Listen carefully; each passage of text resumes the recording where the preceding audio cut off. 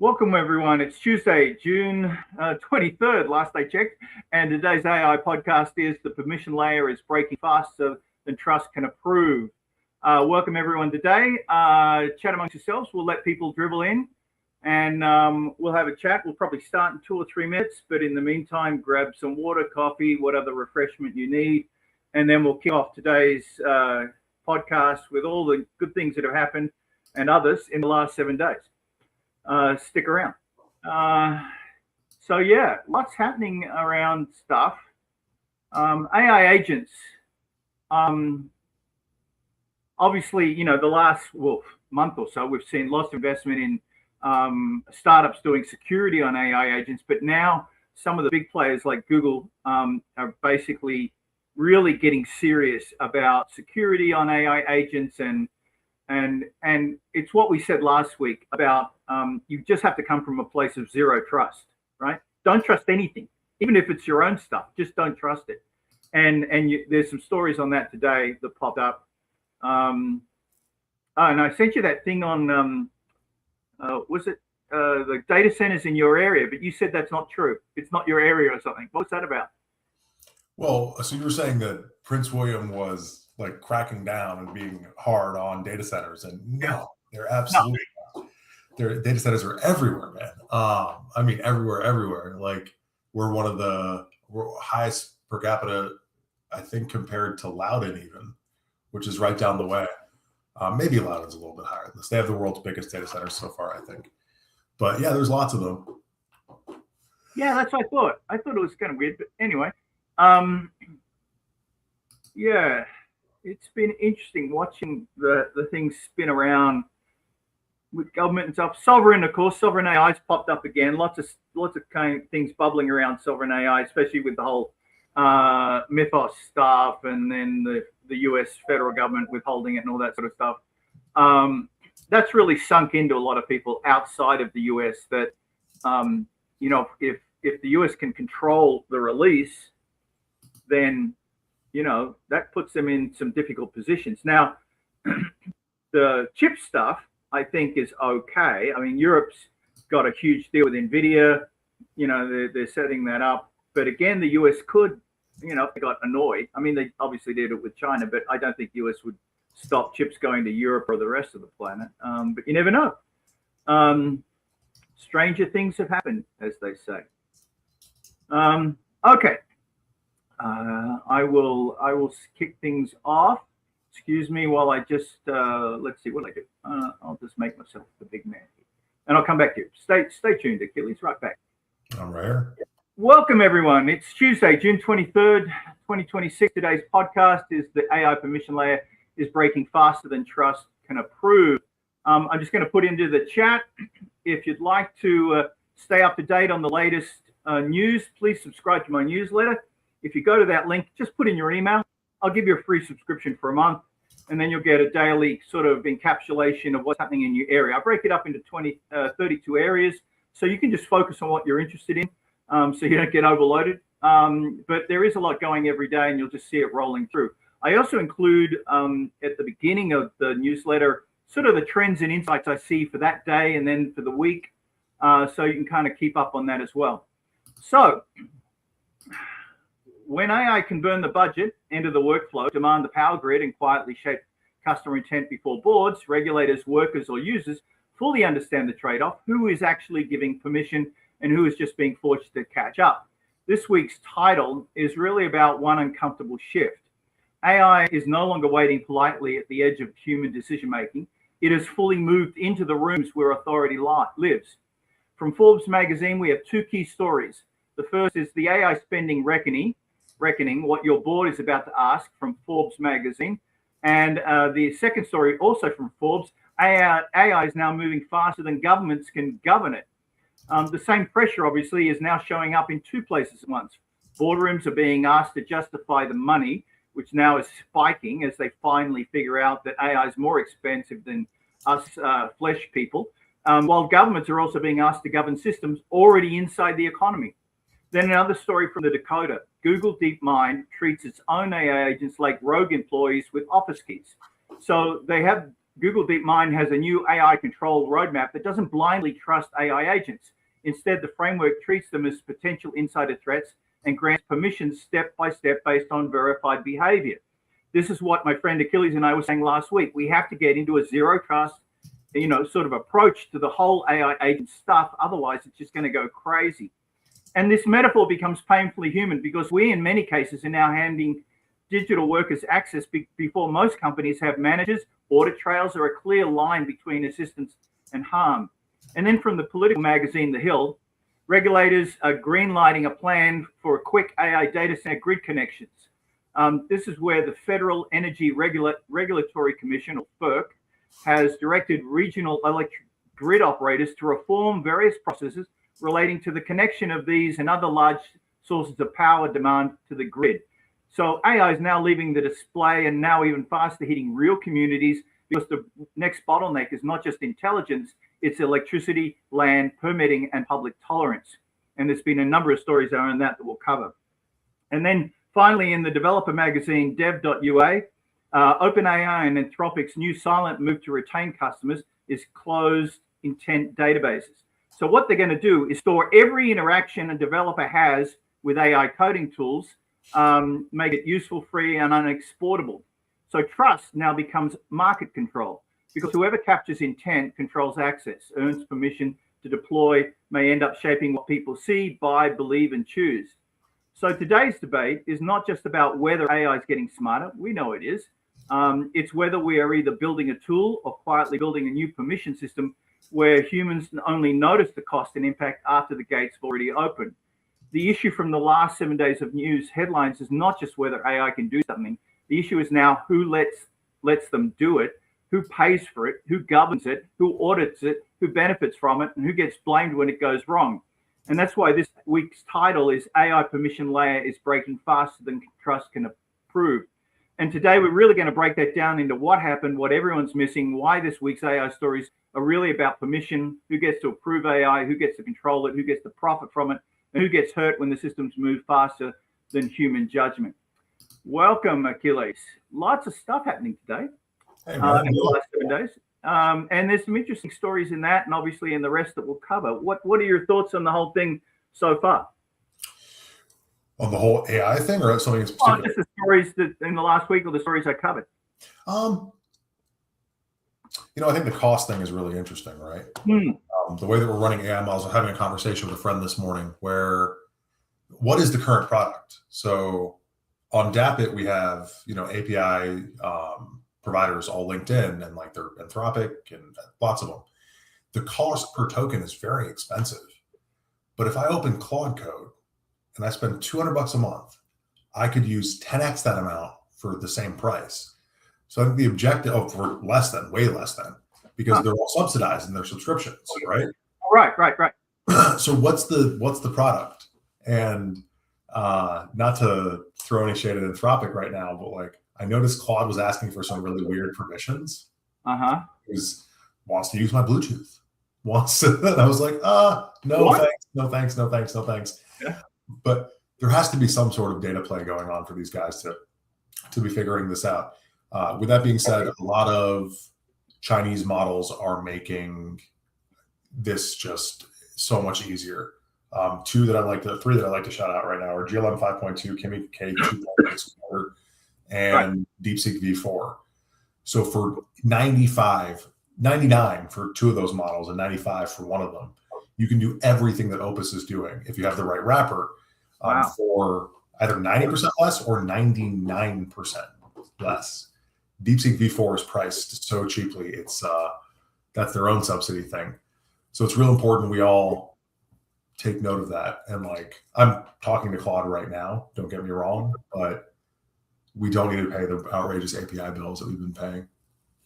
Yeah, it's interesting. I think looking at almost every major AI story this week, it's about permission. The bottleneck's not about adoption anymore. We can all access this stuff. It's really about authorization.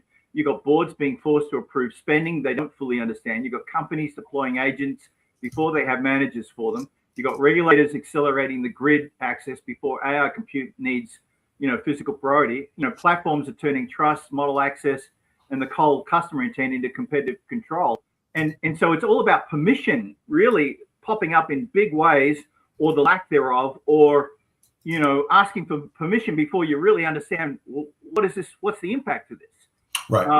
And like you said, can I access your Bluetooth? Can I look at all your network? Can I do this? No, I don't think so. And I think it's about trusted permission. And that's why I think this zero trust is just key. It's like, no, you can't have that. Tell me why. I'm not blindly giving you this stuff. And yet I think, if we've looked at the implementation into enterprises, especially, there's been a lot of blind trust just getting thrown in there. Just look at the budget stuff. People spending $500 million on the damn things, no budget controls, let alone security controls. So Lewis, there was a case, it was actually against pesticide providers and grocery stores of all things, where this is in the 70s, I believe. People were purchasing tomatoes in particular with really, really heavy pesticides put on them, and they were getting sick. And the argument that the pesticide manufacturers were making was, all of the information is publicly available. You guys can go do your own research on what pesticides we are using, and therefore you're safe, right? And the courts ruled that it was not the individual's responsibility to be pesticide experts, right? Right. I think we're hitting a very similar place in AI currently. Look, man, I've preached since day one: sovereignty, operational security, all those things. But when you can do something so amazing with these models that you've never been able to do before, you're inherently going into uncharted territory, and you're inherently going to make mistakes. And if we see that over tens of thousands of millions of users consistently, the onus now falls on the wrapper, the software producer, there has to be some sort of like education, gating, I don't know exactly what. And you saw that recently with Fable, which I'm not super happy how that turned out, but I could use Fable for anything except pen testing my own software. It wouldn't touch it. It was like, nope, not doing that, man, because it was dangerous, right? If I tricked it into thinking someone else's software was mine or so on. So when it comes to liability, Anthropic's already doing this. Now, when it comes to their liability, now when it comes to our liability, we need solutions that do the same thing, right? To keep people safe or at least educate them on what they're giving away, kind of thing. I think here's a frame I think might be contributing to this. We all came from, a lot of us came out of the crypto buzz and, all that sort of stuff. Not my crypto, not my keys. Decentralization is king, blah, blah, blah, blah. But that means no regulatory stuff, no guardrails, no nothing. You have to take care of yourself.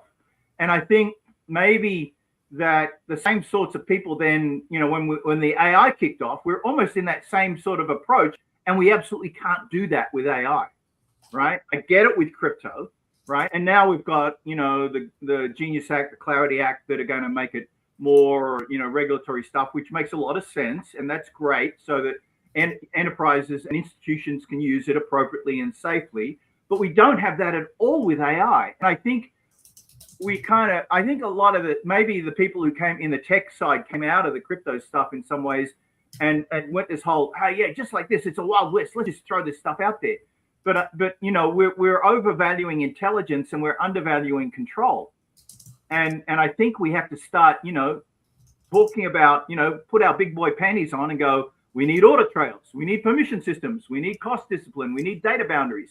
We need infrastructure access. We need human accountability to really kind of take care of these things, because it's one thing with crypto and finance to be out. That's kind of in its own domain. But AI is just across everything. So when it goes naughty and bad, it impacts everyone everywhere.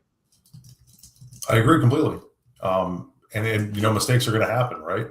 That's we got to take care of ourselves. Mistakes will be made, yeah. Exactly. Like that's important to acknowledge. And then now I have to go to the personal responsibility side of things. Is like, it is still did you see the most recent Tesla crash? No, I didn't. Why? What happened with it? Someone claimed FSD drove them into a house at 100 miles an hour, right? Huh. It turns out the user was actually flooring that vehicle and was still flooring that vehicle after the unfortunate, event. We're gonna start blaming AI for everything, and it's not AI, it's on us, right? Well, yeah, but I mean, clearly they had all the diagnostics tracking and all that to be able to determine the person had his foot flat on the floor.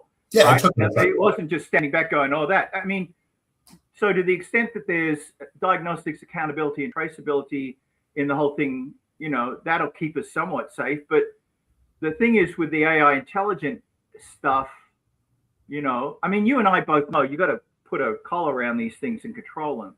You do. But sometimes you don't always know. It's part of the you don't know what you don't know stuff. So, right? You send them off, and then what happens if someone does a prompt injection and corrupts them, and suddenly your saintly little AI agent turns into a demon and starts going, "Oh, I'm going to do this," right? So those things I agree are completely on the provider or the wrapper, right? A prompt injection or nefarious attack from the outside, there's nothing we can do about that. But Lewis, I noticed myself throughout the day. In the morning, I want my model to be very verbose. I want to read everything it's talking about and go, okay, yes, let's do this. Let's not do this. Oh, let's talk about this one. By the end of the night, I'm like, give me a 2-sentence summary. I'm so tired, right? And I have to acknowledge my own role in the mistakes that come into my software because of that. Because at the end of it, I shouldn't be working, right? This is not a good idea. If I can't understand the output of my model and its proposed fixes, and I just want to get to a solution, I'm pressing spam yes, it's my fault. And we got to acknowledge that too, guys. Like, I see a lot of people doing things that they could never have done 6 months ago and then getting mad at the models when things don't work out very well. Sometimes just a Google search was enough to help yourself on that. Yeah, and I've noticed that, but I found, my whole spiel is about, taking complexity and making it simple without making it simpler, right? So you want to create highly compact information that doesn't lose the resolution of the original unpacked version, like a zip file, right? So you want a zip file of complexity so that you can bring it down into the condensed thing. So when I'm condensing stuff down, I typically have a comment and with, give me this in 5 sentences and make sure it still encapsulates the deeper meaning of the original text, right? So I'll put a caveat at the end of it just to make sure that it doesn't, because the problem is you get truncation, right? If you're familiar with neurolinguistic programming, they talk about deletion, distortion, and generalization when you communicate, right? And those 3 things by themselves will reduce the signal in the noise. And so you've got to be careful around those 3. And then as you are crafting the condensation, act against those so that what you end up with is yes, I just want this in 2 damn sentences. Don't give me 5 paragraphs. But at least in those 2, you could unpack those back to the greater amount. You could unzip that stuff. That's what I'm talking about. And I think we just have to be careful about that because, yeah, it's like the end of the day. I'm tired. I just want to go, play with my kids. Just damn, we'll do this. But just having a little caveat can sometimes do it. I find it. On that subject, you used Fable when it was here, right? Sorry? You got to use Fable? No, I haven't done that yet. Oh my God, it's gone now. I mean, you can't use it anymore, but it was out for those few days. Yeah. Lewis, I felt like a king. It was the smartest model. I was joking at my family. I could just scream at my office, debug it and give me the results and then just walk away. It was so capable. Oh my God. And it gave me a look into what AI is going to be in the future, right? It's just like right now, Opus forgets and makes mistakes and it'll chase things cyclically. And it'll just look at the symptom and the symptom and the symptom. And you'll have all this junk code that's, slowing your software down and making all these problems. We're going to get to a place, and now I'm so confident of it, where I can just stand in front of the computer and say, make me this piece of software. And it just appears beautifully. And it will do it, right? And you might have to make minimal things around it, but it'll do it. And the thing is, because it knows you, it learns about you over time, there'll be less and less the need to kind of tweak it, right? Because it knows your context. It knows what you're thinking. It knows when you made changes before, I need to do that. I've got to remember that. And it'll be like a private chef, right? What was funny, private chef for sure. Like a private chef knows Habib likes, I don't know, Joseph likes whatever, like a And tomato. you're allergic to something, but you really like that. It knows on Wednesdays you like sweet stuff, but on Fridays you like Exactly. food and sour, right? And Fable could tell when I was saying something in frustration, and I really just wanted the solution to the error. And as a result, it would just ignore me. It would ignore me completely, go find the root cause, and come back and be like, hey, this is what's going on. And the first time I was insulted, I was uncomfortable. I was like, the model just ignored my input. And then when it came back with its result, I was like, thank God the model ignored my input. I was so wrong. Right. Like, that's bizarre, man. Bizarre. Okay. So the WTF for the week is this one. There's a story from cryptobriefing.com. Elon Musk's TerraFab project aims to put 1 terawatt of AI compute into orbit using Starship, right? So they're getting really serious about this. Now, there's been a couple of articles saying it's going to be way too expensive and it's not worth the price. But I mean, Elon's going to figure out a way. We all know he's going to figure out a way to do this. But a terawatt of AI compute into orbit, right? Which is why the IPO, was so huge. All the investors could see that, let's invest into this guy, because not only is he going to put things to take us to the moon and Mars, maybe whatever, but we're going to create this massive AI in space sort of approach. That's just like data centers in space, the pigs in space. It's like, not for existing needs. It's crazy. I agree. It's not for existing needs. I really stand by. It's like more of like a military decision than it is a consumer decision. There are AI data centers that can't be turned off. They can't be regulated. The city council can't come and fuck with them, right?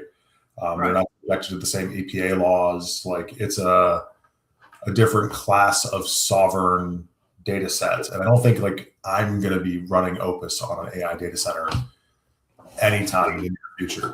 But I do think like military contractors, governments, those kinds of things are going to love that, because we're allowing them to act outside of the given marketplace. Yeah. I think that's going to be the strange thing. Back to this thing around permission, trust, and all that. I think many companies are treating AI governance as compliance, where obviously the issue is authority, right? Because they're saying, oh, we need to govern the AI, we need to put some guardrails in and all that. But with AI agents, it's about the level of authority that's being given to the AI and given to these agents. Like you said, oh, I want it to access your Bluetooth. I want it to be able to look at your home network. I want it to be able to do that. It's like, that's not compliance, that's authority. And I think that's the biggest kind of gap in people's thinking, that they think, oh, as long as we have governance and compliance, we're okay. No, the security surface is huge, right? And it's about what authority are we defaulting, right? Versus saying you get no authority unless we start to actually give it to you consciously and do that. I think that's the biggest approach. What are your thoughts? What's my thoughts? The path of least resistance. Let's get a little philosophical. Oh, yeah. Convenience is everything. Yeah. So, like, why, if I'm providing someone a service, right? Why is the user going to choose a harder route? And that is. But is the harder route less secure? Yeah. Oh, yeah. It's inherently less secure, right? So the solution to that is exactly what we need to be discussing. And I don't think it's going to be trusting the consumer. If we could trust the consumer, nobody would have given away their privacy and rights and everything and all these terms of services over the past 20 years, right? All I have to do is read this 90-page document that Google's sending me to know that Google's going to mine my Wi-Fi signals and everything that they possibly can, everything I agree to. But they're not going to do it if I don't. And I don't think that was a failing of the consumer per se. I think it's like a system of over-information and lack of knowledge. How can we expect someone to, first off, know what the hell that is, right? I'm working on patents right now. We got a few patents for DAPIT, which is really cool. We're very proud of that. But with that being said, I can't read patent documentation. So what am I doing? I'm going to an attorney, someone who can. And yeah, no, I'm really actually going to a guy where I can just be like, hey, man, I need your. Throw it into ChatGPT. It does patent reading. It's good. Yeah, ChatGPT could probably do it, but I don't trust that enough in this context, right? But that's the thing is like, I had to know I don't know. I had to know what the solution to me not knowing was, and it had to be important enough for me to act on that in a way that was beneficial to me, right? So like, we need the same thing for AI. I really believe in an AI Bill of Rights. Your rights under AI, period. And these are how it has to exist. This is how your data can be used and cannot be used. Those kinds of things. I think that would be very beneficial to society. And that brings up a story that popped through this week that businesses are now focusing on people who have specific domain knowledge, skills, and experience, because that allows them to create a better context within which to use AI, right? And so understanding what your personal domain knowledge, skill, and experience is great because it shows you what you're really good at, but it also gives you a surface to know what the known unknowns are and potentially the unknown unknowns. Don't go outside of the domain, and respect it between yourself. It's like I said, you don't hire a plumber to wire your house because it'll burn down. Right. And respect that. Doesn't mean the plumber's bad. They're really great, but they do plumbing. They don't do electricity. And I think we have to respect people's domain knowledge, skills, and experience, and not automatically think, oh, now I've got AI, I can totally diagnose your electrical problem or whatever. And maybe you kind of could possibly, but at the end of the day, it comes down to that specific domain knowledge, skills, and experience. And I think founders really need to start building permissions, memory controls, identity, authorization, and escalation into the AI and the agents as a way of developing these boundaries of domain knowledge, skills, and experience at the AI level. I hate how much I agree with you right now, because I hate it. I believe in like freedom, sovereignty, and all these things, and that honestly, you give some people too much power, they're just going to shoot themselves in the foot, myself included. Right? I told you, I ran when I was first learning how to work with AIs and coding. I didn't understand something important about coding, and I ran Git and init on my desktop, and I looked back a few hours later, and there was 200 gigabytes of data sitting on my desktop, and my model hadn't caught it, and I hadn't caught it, and I was like, why is this happening? And had to slow down and go talk to some experts and be like, what did I do? Right? I have the friends that can help me with that. A lot of people aren't going to. That's something that they should be protected against. That means less freedom. That sucks. Well, here's the thing. In my wild and crazy days, I did this course which was called the Virtue Mastery course. And it's about virtues, the acquisition of virtues, because it said if you acquire virtues, they're permanent for life. It's really good. They're like gold coins for the mind, brain, and all that good stuff. Right? And the first virtue you learned was self-discipline. Sure. And what the trainer said was that self-discipline is the fundamental basis for true freedom. And you know, if you don't have that sort of mature aspect around freedom, that in true freedom is about self-discipline and understanding that as a level of maturity, then you know, people who think freedom is, oh, I can do anything I want, right? And that's just freaking chaos. I'm not going to have you. I mean, I don't want you shooting me in the foot because you didn't learn how to use a gun, or I don't want you driving the car into my kid. You know, it's like, you know, get a license, you know, get trained, you know. So I think self-discipline as a fundamental piece is the basis of true freedom. And so unfortunately, things like permissions, memory controls, identity, authorization, and escalation procedures is about self-discipline that allows you to be truly free and creative. That's my personal belief. I agree completely. I know it sucks. Self-discipline is really freaking hard. But what you just said, though, like freedom, right? Maybe that's not the right word. We need liberty, not freedom. And that's like, I think, a very different but important concept. It's 1 o'clock. Freedom means I can do anything the fuck I want whenever I want. And that's not societally responsible or positive.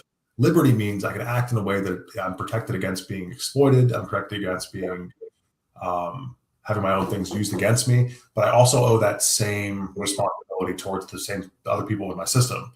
And I think that's probably where we should be thinking with AI, right? Is liberty. Like, right. But liberty has an assumption or presupposition, a context of society. societal contract. That in order to have liberty, you must be in a society. Correct. Right. That supports that. Yes. Right. So it's a collective of some form. I think, and so I think that's the thing, that when we talk about domain knowledge, skills, and experience, that's essentially a context in which we need to have the AI, right? And skills and experience have, guardrails, things you do, things you've learned that are bad, things that are good, things that work, all that sort of stuff. And so that's, I think, where we're getting into this whole thing with AI. That is important. The other thing is, we're humans. We're not machines. Right. And there was someone who made a quote the other day: "Don't be fooled by the empathy trap." I won't say who it was. But I think that fundamentally risks making empathy itself simplistic, right? Mm-hmm. And when we're talking about AI, I think we have to kind of have a distinction between us and the AI. They can simulate empathy, but they can't be authentic about it, at least yet. I think empathy, when used by a sociopath or a manipulator, can absolutely become selective or performative or weaponized. Without wisdom, becomes irrational. But the complete absence of empathy becomes something really dark. And I think history's shown that repeatedly. You want empathy for your family, for your friends, for the less fortunate, for people struggling in ways we might never understand. And that's what holds society and allows us to have liberty, right? And it's not a weakness. I think it's one of the forces that allows us as human beings to rise above self-interest. And I think we should carry that across in the same way to AI.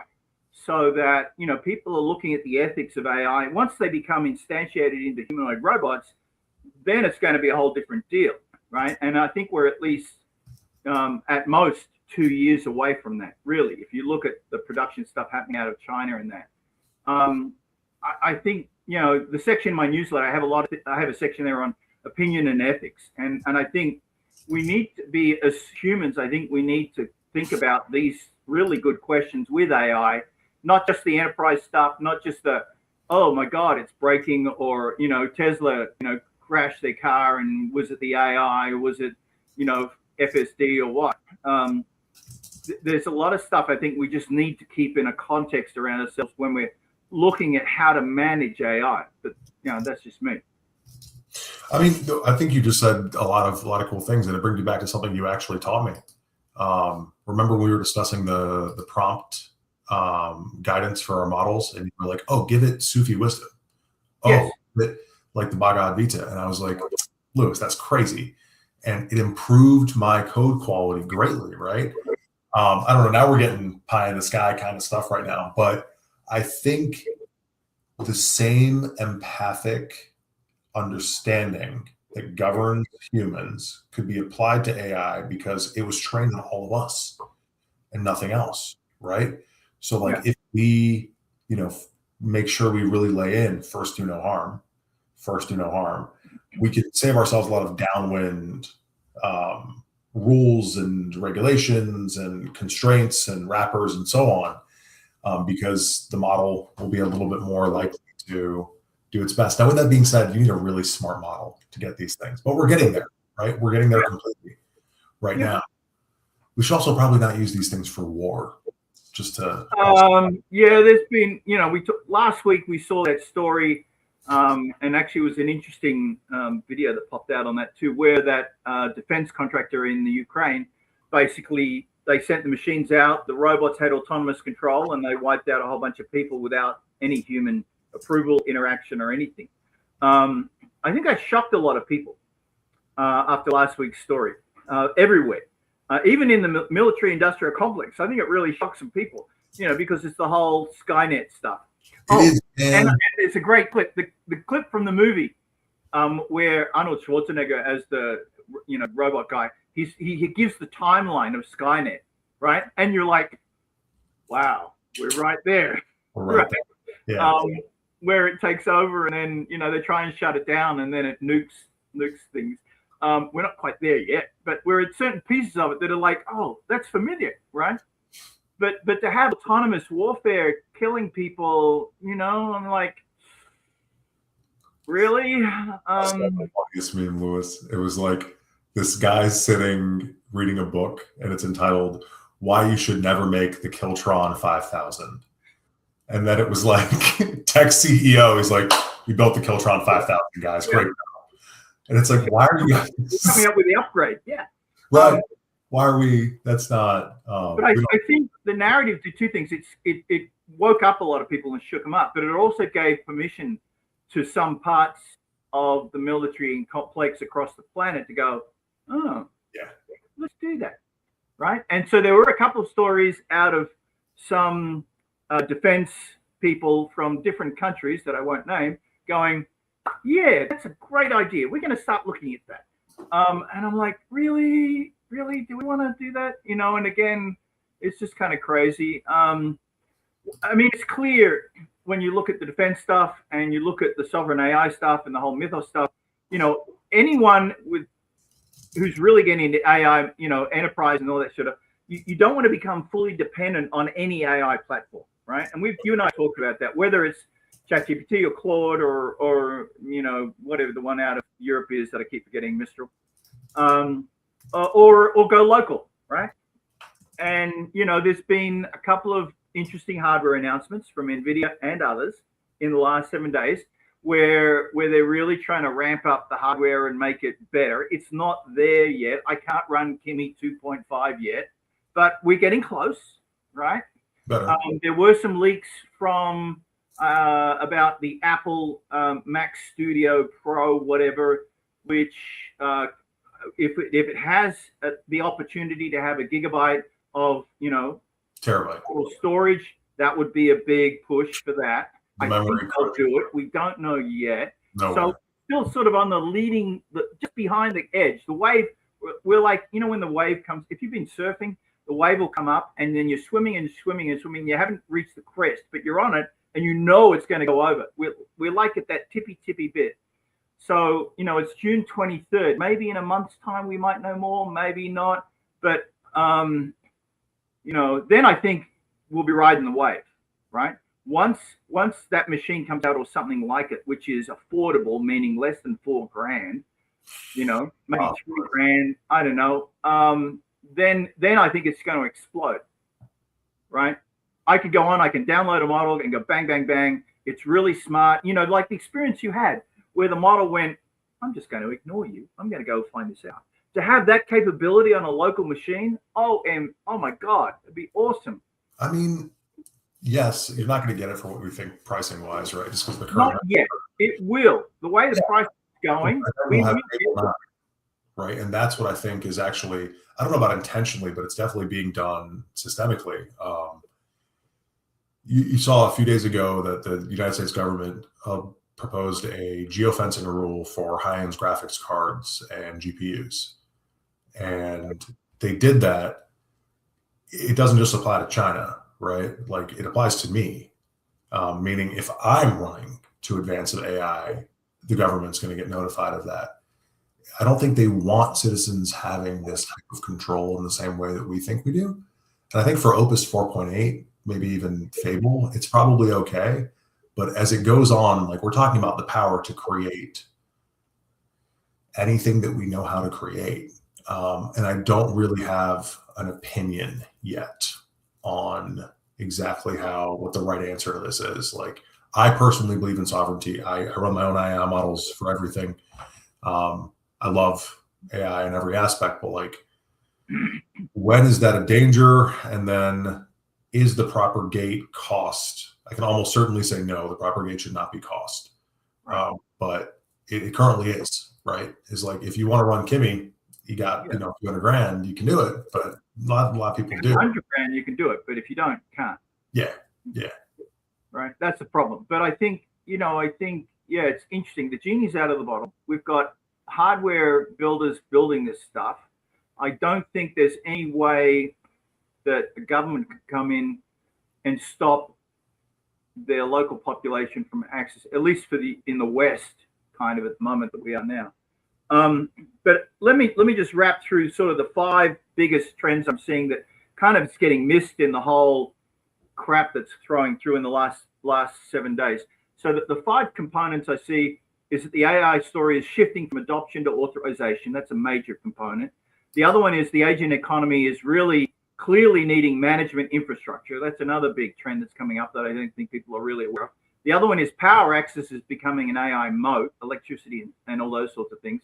The last is trust is becoming monetizable control. And you're seeing that especially in the marketing side. Dig into some of the marketing headlines and what's happening with MasterCard and Visa using AI agents to do commerce, and then also to use AI agents as a way of interfacing with customers and determine their intent in real time, and then feeding that back into a massive engagement loop. The other one is obviously, company boards are now become part of the AI operating system, but unfortunately, I don't think they understand what they are a part of, because people are coming and saying, hey, approve this, and they don't understand the consequences of approval to some of this stuff. So that's sort of my overall where we've been in the last 5 days. That's fair. Let's dig into some of the stories. So I mentioned I think this came up last week, the Pentagon's AI platform went from 80,000 users to 1.5 million users in 6 months. So obviously the Pentagon is exploding in terms of its AI use. The missile restrictions are still freaking the Europeans out. The White House still hasn't been very nice to Anthropic. And we're seeing, the sovereignty problem really going kind of freaking a bunch of people out. France investing $655 million in AI. They've set up a chatbot for all their state services in France. More than 50 Maryland state agencies are now using AI. We've got Congress and state lawmakers fighting it out to figure out how they can control AI. The Illinois legislature passed a landmark AI safety bill. We've got people in Congress, Bernie Sanders and even the president, saying, let's invest in AI companies and take a part of it back out for all of us who might be displaced as workers. I think that's fair enough. The G7 happened. They all focused on AI governance and financial services, but I think they might have missed a whole bunch of stuff. I think the crypto stuff is interfacing with some of the AI stuff. The Clarity Act is still in process. We might see it happen in July, early July, maybe. I got a whole bunch of stuff around that, which is a side piece. But the biggest shift is really around the sovereignty stuff. I think companies, that build on a single frontier model or a single jurisdiction or a single regulatory assumption are becoming exposed, and they're realizing it. And that's also true for countries. And even Kazakhstan has signed a $10 billion AI bill with NVIDIA to build a data center valley, right? And that story's not alone. That in terms of the countries doing this stuff around the planet, they're all waking up going, oh, we need a couple of data centers. The US has got way too many. And sovereignty, they want their own citizens to have access to models that government can kind of look over and discuss and that kind of thing. It's interesting, isn't it? It really is. I look forward to a time where, so Apple has a really cool view of what AI is going to look like in the future, and they're betting on AI being primarily on device and then secondarily in the cloud. Right. And I think that's like spot on, right? If anyone remembers Apple Intelligence, which still exists but no one uses, it's a local model. I was trying to show my friend who's like super anti-AI. I was like, give me your phone. Let me download this application. Now you have a Gemma 4 running on your phone.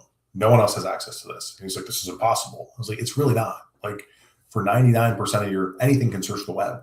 Anything can tell you how long to cook that steak, right? You don't need ChatGPT, intelligence, or Anthropics to do that. But governments really want to control that next level up in the coming AI world. I think that's actually, to some extent, they're right. Yeah. On device, I think, is the way to go. But it also won't be isolated. There'll be layers of device access. If you look at the original network, which was TCP/IP, 7-layer access, fundamental stuff developed in the 70s, I believe. I think we'll see similar hardware layers through to the software, where it'll be on device like on my iPhone, but on my wrist might have a smaller one, but it'll communicate to the iPhone because it might need some help, right? So while the data might stay here, it might be able to do some encrypted calls to say, hey, can you help me with this because I do this? Right. There might be a way to fundamentally look at the knowledge and then parse it in such a way that you're not giving away data, but it allows input to come back in. In the same way you have zero trust, ZK stuff on the crypto side. Sure. It's the interesting thing. One of the big stories that pushed up, let's see, early Monday, I think it was. The true extent of China's military AI remains unclear, despite public displays of autonomous drones, AI-powered naval weapons, and robot dogs. China is fast integrating AI intelligence throughout its military to change how it communicates, jams, and fights, according to local media. They're helping Chinese researchers predict how to jam drones, how to integrate the AI to simulate radio behavior, and a whole bunch of others. The president, is he President Z? I don't know what his term is. I think it might be president. He basically made the statement he believes that AI is the key to global power status. Xi Jinping, and he said that basically they're going to integrate it everywhere, anywhere, anyhow.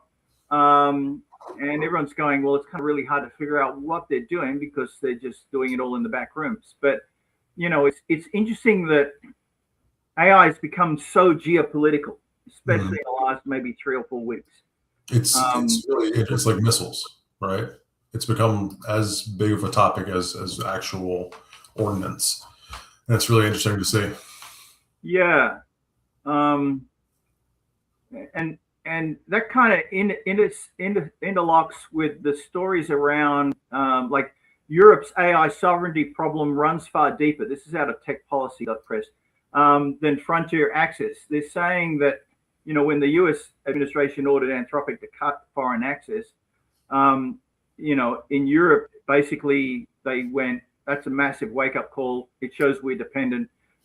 We need to start figuring this thing out. And I think it just rippled across the planet in terms of people going, oh, we didn't realize we're dependent.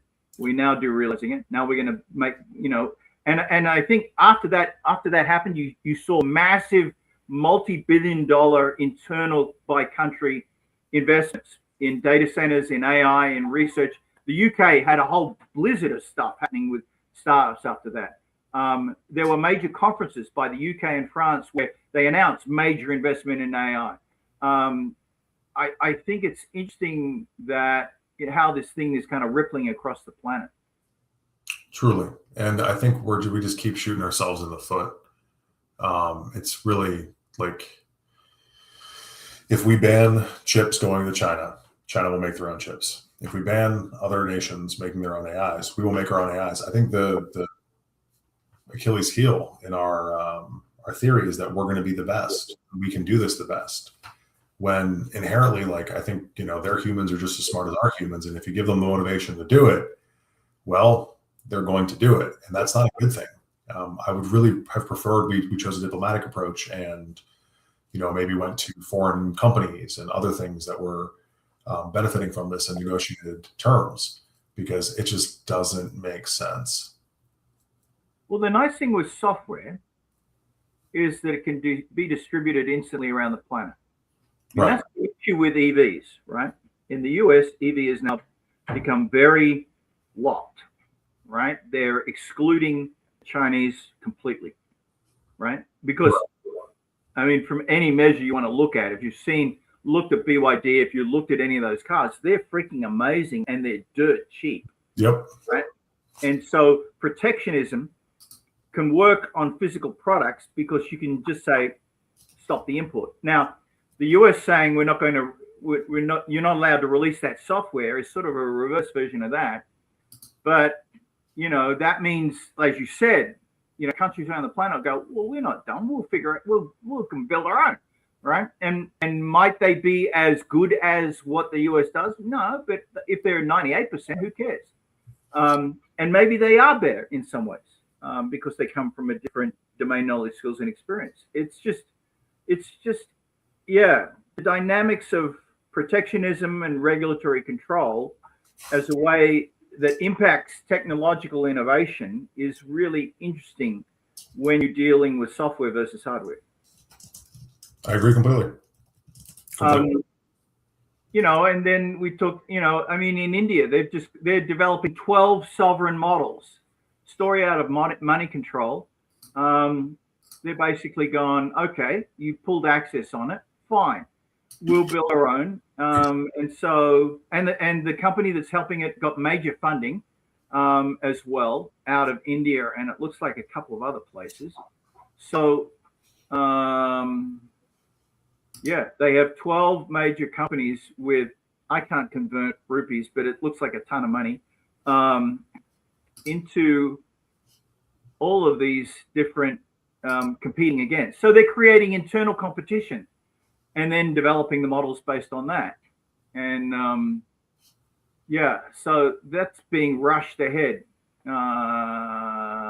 What else has popped up through the news? And you know, we talked about the military a little bit before. At least someone's in the U.S. government's trying to go, wait a minute, we don't want this to go off crazy. So Senator Kelly has put in an amendment in a defense bill that would ensure ultimate human responsibility in the AI-powered kill chain. Now, whether that's going to actually get applied, right? If you've been watching any of the UAP stuff, someone put out an interesting article that said the government's not going to tell you everything because it can't, because of all the you know, military industrial complex companies outside of it that actually control a lot of what was going on in information, and it was totally isolated out there. So no one in the government could know a lot about it anyway. You know, the same thing I think in the defense contracting stuff as well.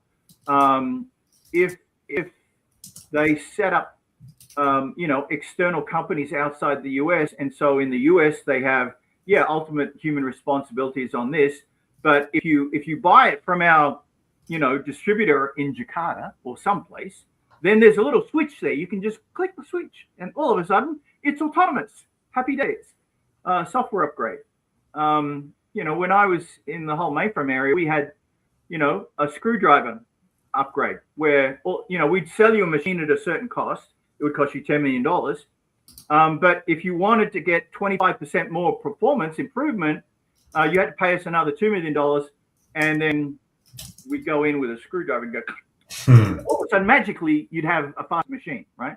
Essentially, we're feeding no-ops into the CPU channel.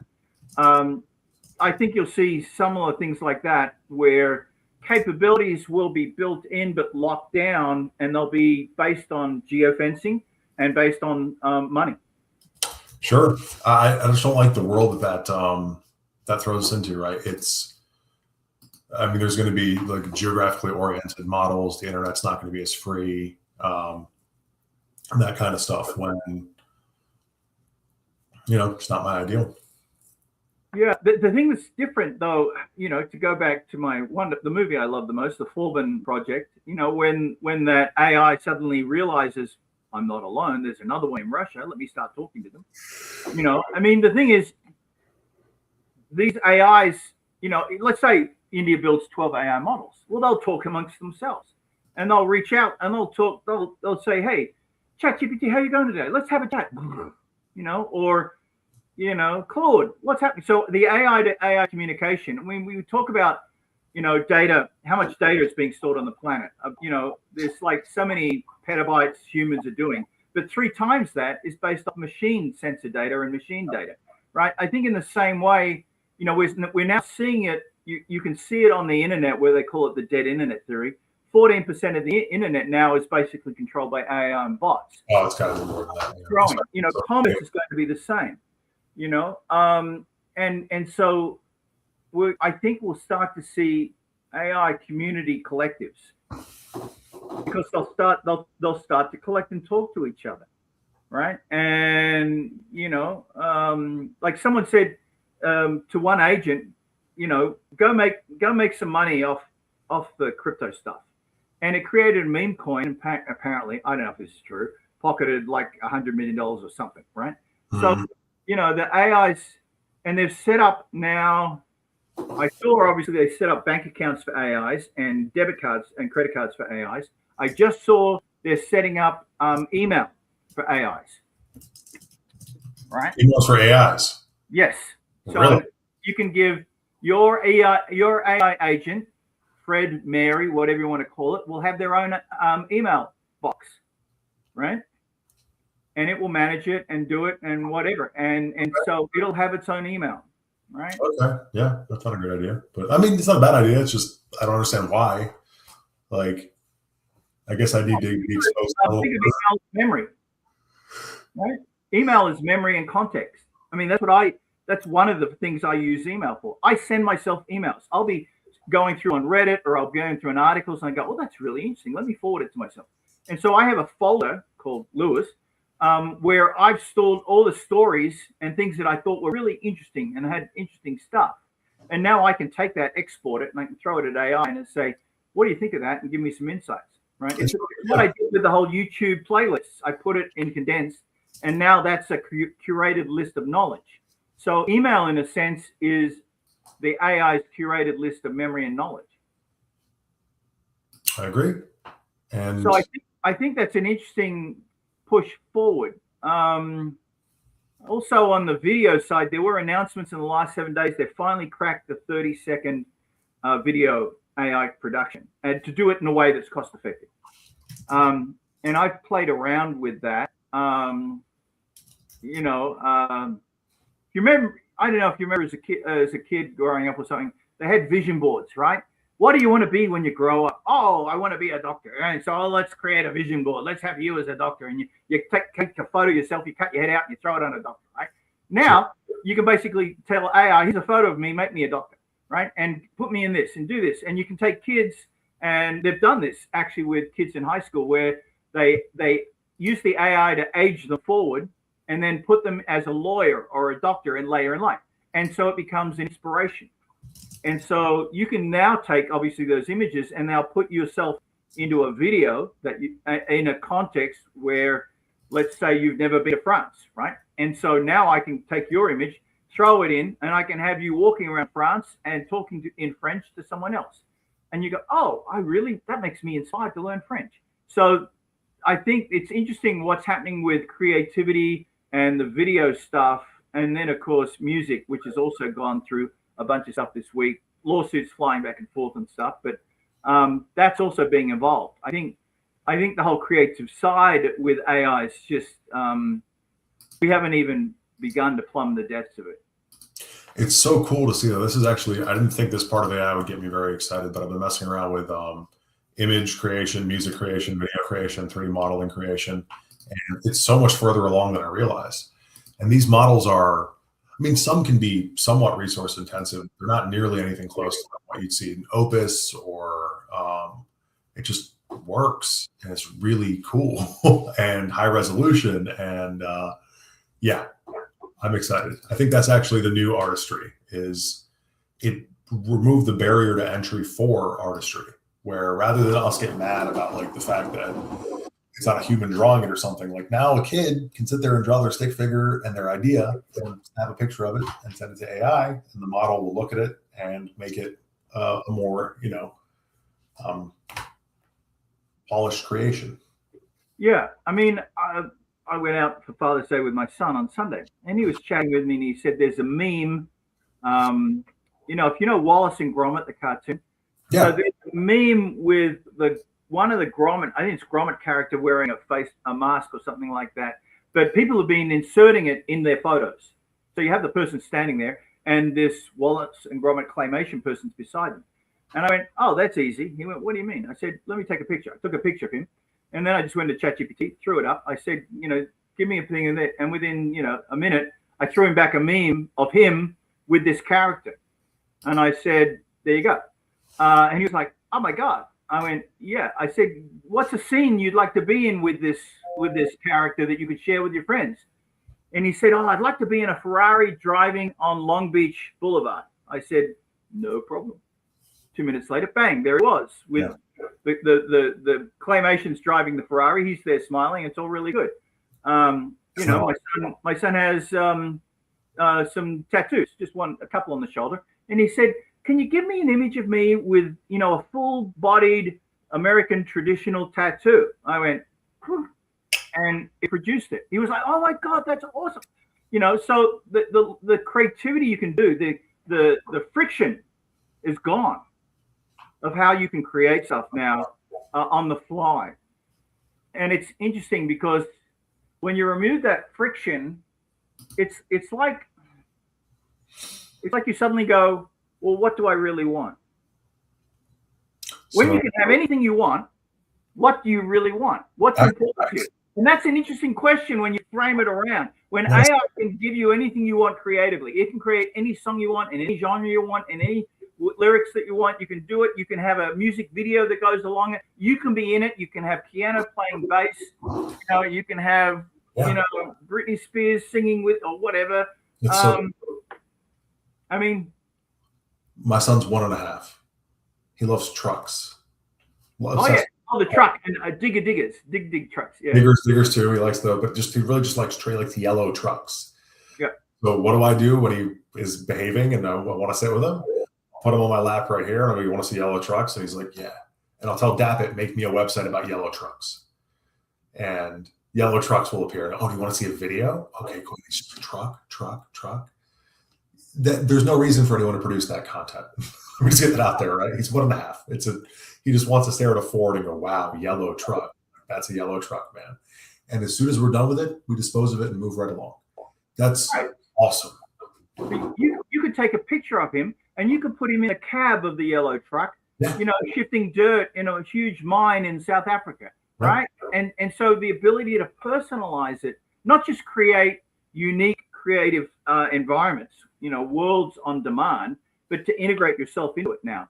That's, I think, the amazing thing, that we can ultimately have insane levels of personalization on anything we created. Because it's one thing to create a symphony like Mozart that you might be able to do, but it's another thing to put yourself into it in some way, whether it's in video or audio or your voice or whatever. 100%. That's the thing. I'm just kind of scrolling through my newsletter because there were some interesting stories that popped up. The music stuff. Let me go down to the music stuff because there's bunches of interesting music things. Obviously artists and songwriters are demanding a greater say in AI licensing deals that came out of Africa. There's a whole bunch of stuff, beginner's guide to prompting an AI music generator, best AI music composition tools of 2026, 11 labs launching a new AI music generation model called Music V2. Global coalition is demanding the consent in the music industry of AI agreements. And the Atlantic found millions of copyrighted songs being used to train AI. Well, shock. And so, the music world's kind of going crazy on stuff. And there've been a number of positive stories from artists who have admitted they're using it as a muse, as a creative companion. I think they're calling it now. It's amazing. For that, I think it's a good thing. Yeah. And so, I think it was a year ago, someone asked, it wasn't Kushner, but someone asked someone in the film industry, how long before we get a completely AI done movie, right? I think there was one. There's kind of, we're almost close to it. There's a story called Fully AI Journey to the West show coming up on Utopia Studios. So there's been massive investment in startup film studios in Hollywood in AI, and now they're baked. Now they're starting to come out with stuff. And then just recently, Google made an investment of $75 million into A24, but it's focused on Hollywood. And so now money's starting to pour into that. And of course, we saw stories where, the movie, what was it? Where the guy goes into the back room and it's like one room after another, and sort of producers suddenly realize, there's a source of creativity we haven't tapped. And now they're going through like Reddit to come up with new different ideas for movies and scripts and stuff like that. Interesting. On the video side, Alibaba's AI video model just rose to number 2 in global rankings. OpenAI's Sora and ByteDance's Seed Dance have fallen down a little bit. Though, like I said, ByteDance's Seed Dance 2.5 broke the 30-second barrier for AI video generation. And if you've seen that stuff, it's just amazing.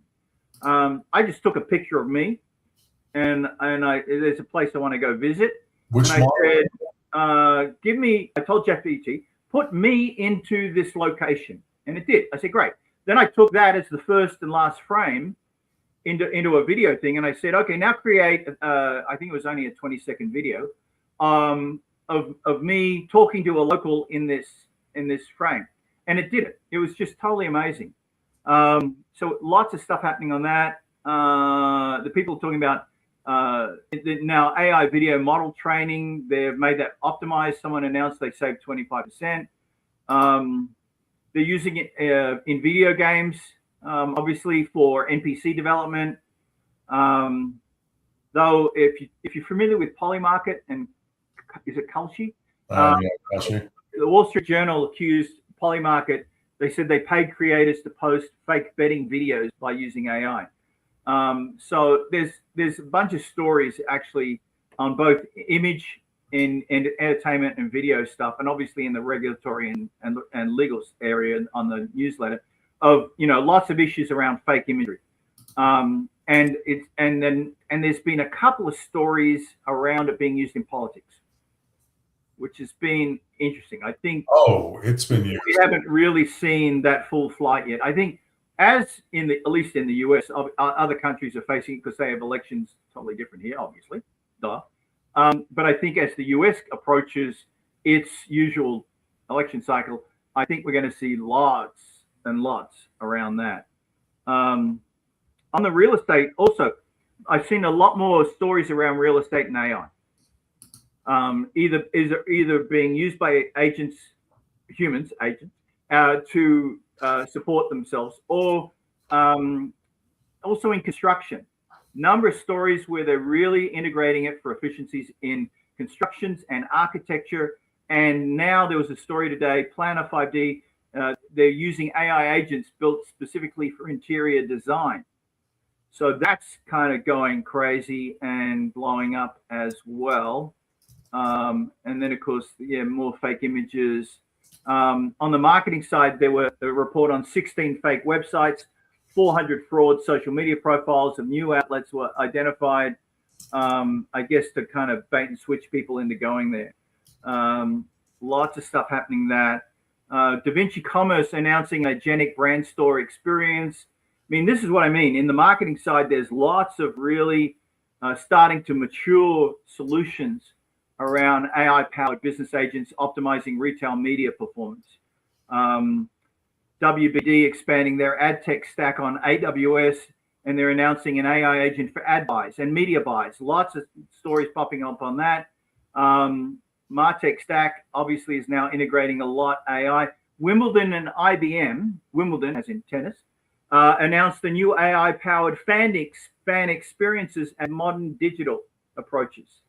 So entertainment's now integrating AI on that side, which is kind of crazy that's happening very significantly.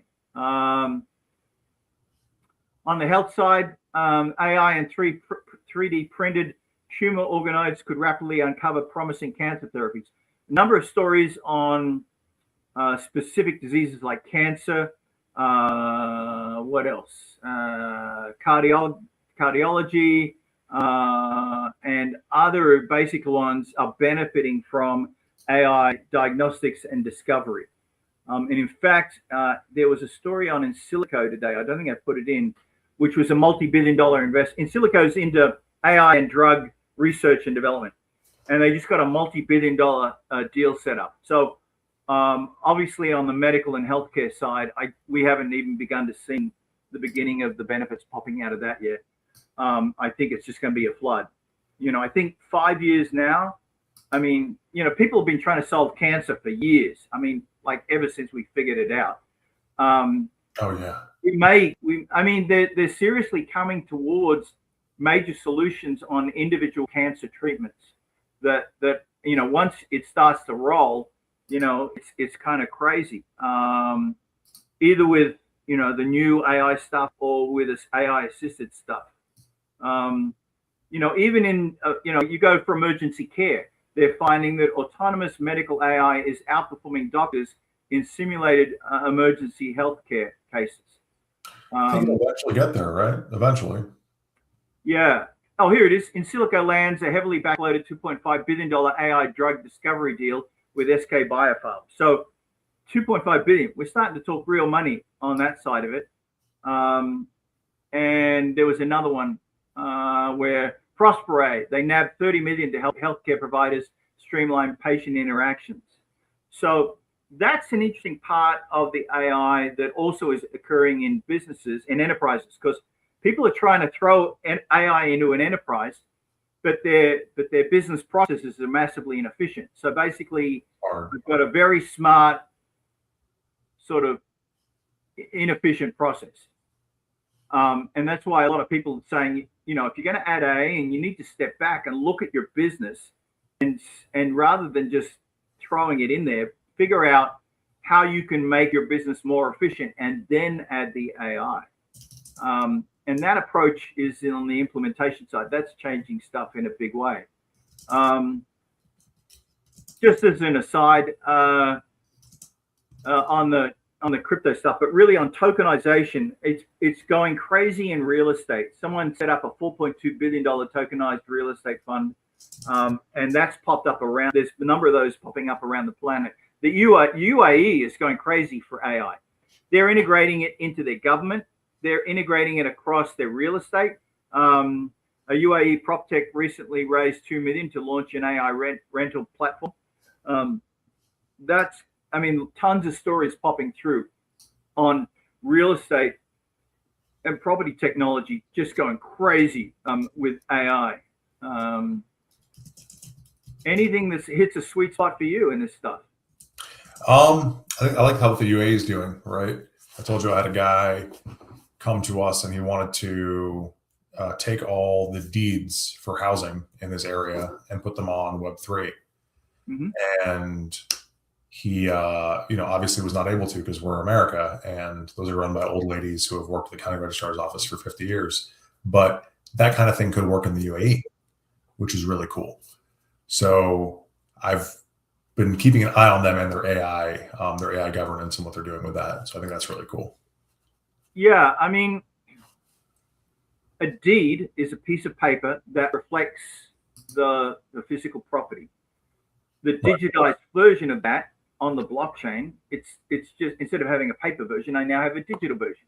And because it's immutable and can't be changed on the blockchain, right, it has the same consequence as a paper deed, right? You can have that. So yeah, it makes so much sense to put all these records onto the blockchain and secure them so that we can access them, do stuff with them, and make them smart, right? If you have, it's like for insurance, right? Let's say I buy insurance and I'm in, I don't know, Miami, right? What you can do is you can set up a smart contract on the digital insurance so that that's also connected, it has data feeds into the weather and hurricane, right? So let's say a hurricane comes through, destroys my house, right? Because my insurance policy is a smart, intelligent agent, it followed the weather. It also saw that the government had declared my house a loss. It immediately pays me out, sends money to my account without me having to do anything, right? So the integration of AI into insurance is just so transformative. It's crazy, right? Because as long as you have vetted data feeds going into it, right? That's a government secure API connection, so that's real. And here's my insurance contract. I know, and here are the conditions, right? And so if this and this and this happens, then that happens and you get paid, right? So instead of you having to spend 4 weeks chasing after your insurance agent, within 24 hours, you have money in your bank. Isn't that cool? Very cool. Very cool stuff happening on that. I wanted to go, here we go, because we talked about the UAE. So the UAE has published an AI network transformation blueprint for fully autonomous telecom operations. So that's just their telecom side. There was another story where they unveiled an agentic AI plan for half of their federal government operations. Right, so they're going like full bore into this whole thing. That's something. And yeah, let's see. Those are the major ones that are sweeping through. The European Union is working on an AI Act compliance, which apparently is going to go into law August 2nd of this year. So a lot of people are kind of freaking out about that to figure out how they can be compliant. But apparently, and then in EMEA, the firms are prioritizing AI speed over data sovereignty, apparently, according to research. And that's, the Bank of England also basically came out with a way, they diluted their stablecoin rules with a plan for a $40 billion issuer limit. So there's interesting stuff happening on the crypto side. And I mention that occasionally because that stuff is really starting to merge. If you look at what Coinbase has done with their protocol in commerce, that starts to let everything connect to everything else. And so when AI can have their own bank accounts that also operate on crypto and control commerce, then things start to get really kind of crazy. And Europe just announced a record 35 new NVIDIA AI supercomputers to be built and spread around. So the whole data center cloud stuff exploding out of Europe because they got pushed because we cut them off. Right. What else? An artificial intelligence law firm for the first time won a court case in England. No way. Really? That's and if you've heard of Harvey, which is in the US, which is AI and law and all that, they're amazing. Go look up Harvey AI. They're kind of interesting. And so, there's a bunch of stories like AI and law, promises and perils. AI without oversight will become the next shadow IT crisis. Lots of stories in the legal side where and law school deans are now realizing that they need to have AI innovation in legal education. There's now a Masters of AI Legal in the New York Law School because the big law is basically resetting itself around AI. What's happening also? Patents. A number of stories about the patent. The U.S. Patent Office popped up this week. And trying to figure out, I guess, and the U.S. copyright. Trying to figure out, that's with music specifically, but there's other stories happening with patents and AI popping through like crazy.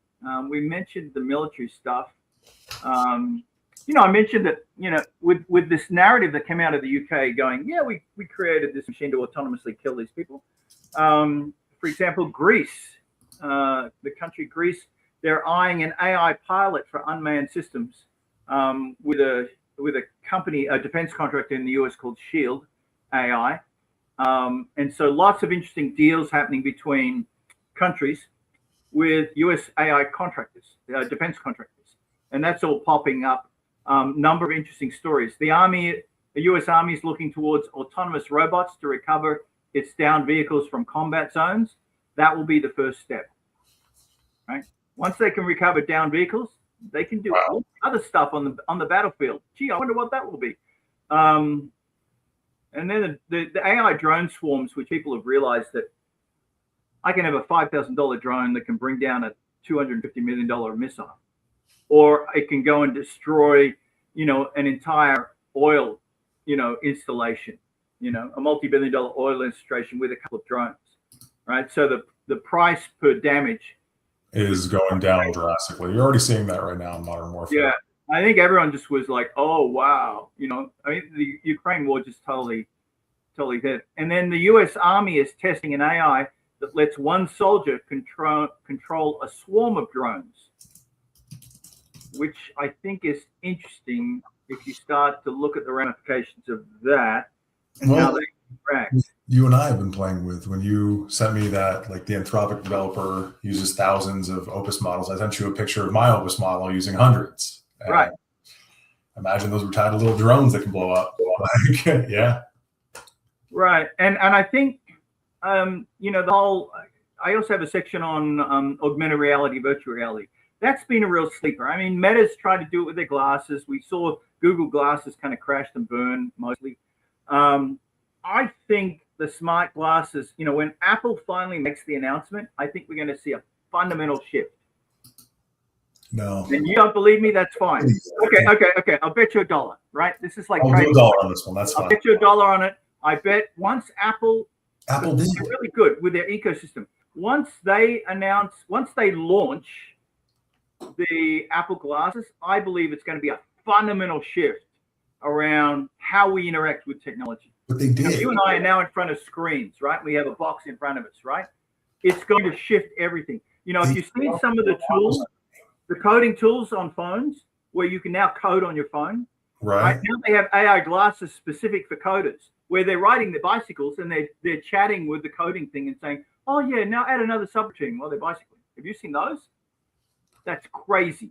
So they did. They already came out with their 3D goggles, though. Remember?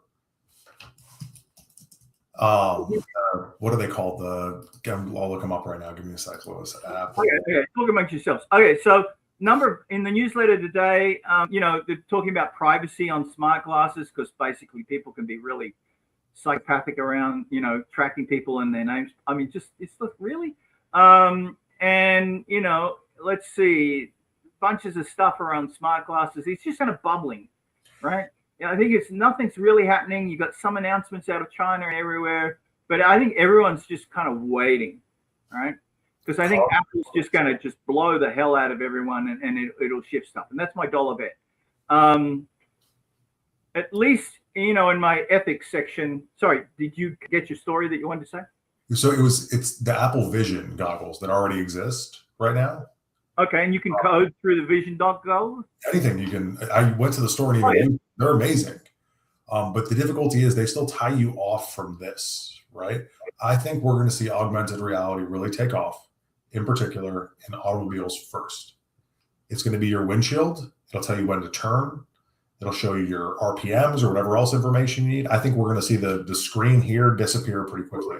Yeah, and be replaced. If I want my windows to dim, they'll dim, that kind of thing. This will get replaced as well. Now, this is a box may stay, right? This device might stay, but instead of me looking at the screen, I'll be looking at a display. This will hook into my glasses, and I'll just be watching the stuff. Sure. I won't need that. CarPlay, right? Fully integrated. I think we'll need that box still, but it won't be the primary display, and it will replace all the displays we have around us.